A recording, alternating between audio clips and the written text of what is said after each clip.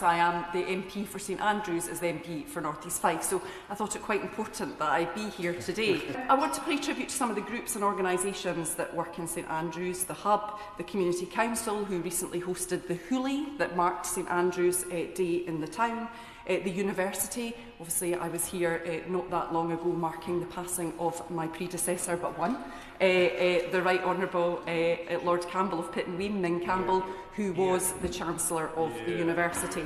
And I note the debate that's taking place in Westminster Hall, and I thank the member for Glasgow North, who is not here but he's in the other place because he is marking the Fairtrade and its 20 years anniversary of the same group in St Andrews as well. The final bit I want to mention, Madam Deputy Speaker, is the St Andrews Harbour Trust. Again, not a normal trust because it was gifted to the town by James IV. But one of the challenges we've had post-Storm Babette is that that harbour needs essential funding to maintain the whole coastline, and it's something that the Trust is struggling to do. And I have written to the Secretary of State for Scotland looking for that support because of how critical that infrastructure is.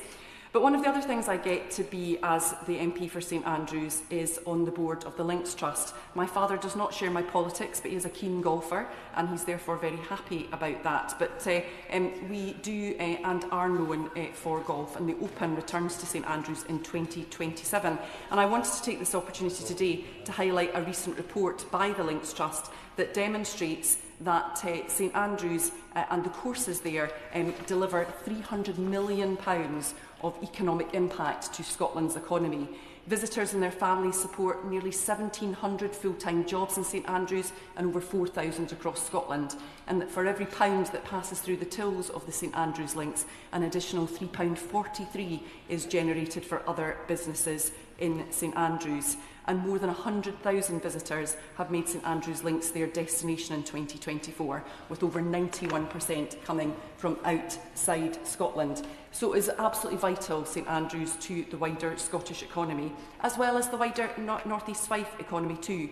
I was speaking just earlier this week to the owner of the hotel in my constituency out with St Andrews, who pointed out how essential St Andrews is to their trade, but also how they are hampered by their rural location, poor footpaths between communities and poor local transport links too. And with the decision following the Stag in relation to a station in St Andrews being turned down, it's very important that the recommendation, other transport links do happen and take place so that we can connect tourists, but also the local workers who support the industries that I've mentioned and can't actually afford to live in St Andrews.